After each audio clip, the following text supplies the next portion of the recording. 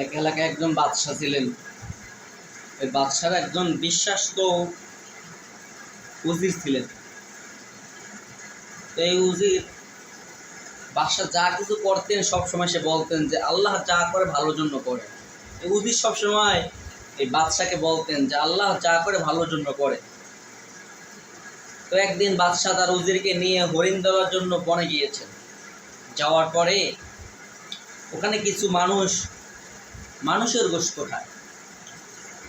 তো জঙ্গলিদের হাতে তিনি ধরা পড়ে গেলেন। বাদশাহ ধরা পড়ার পরে ওই তাদেরকে হামলা করলেন। করার পরে বাদশাহ এবং তার উজির তাদেরকে হামলা করলেন। করার পরে ওই জঙ্গলিদের একটা আঘাত বাদশার হাতের উপরে পড়ার পরে বাদশার একটা আঙ্গুল কেটে যায়। এরপরে তারা বেঁচে যান এবারের মতো। তারপরে তারা বাড়িতে চলে আসেন, রাজ সিংহাসনে চলে আসেন। আসার পরে বাদশাহ বলতেছেন, হ্যাঁ উজির, আজকে তোমার জন্য আমি আমার হাতে কাটবো। তা উজির বলতেছে আল্লাহ যা করে ভালোর জন্য করে। বাদশার মেজাজ গরম হয়ে গেছে। এরপরে বাদশাকে করলেন, উজিরকে হাজতে ভরে দিলেন। তো উজির কারাবন্দি। কয়েকদিন পরে বাদশাহ আবারও হরিণ ধরার জন্য বনে গিয়েছেন।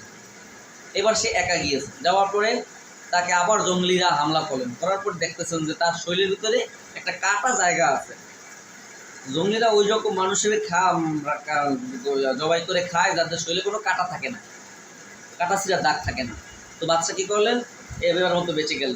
আইসা উজিরের কাছে বলতেছে, উজির তুমি এত আল্লাহর উপর ভরসা করো যে আজকে আমি হাত কাটা থাকার কারণে আজকে আমি জানে ফিরে আসলাম, কিন্তু তোমাকে আল্লাহ তাআলা কেন এই জেলখানায় বন্দি করলেন? তখন উজির বললেন যে দেখো, আল্লাহ এটাও ভালোর জন্য করে। বলে কিভাবে?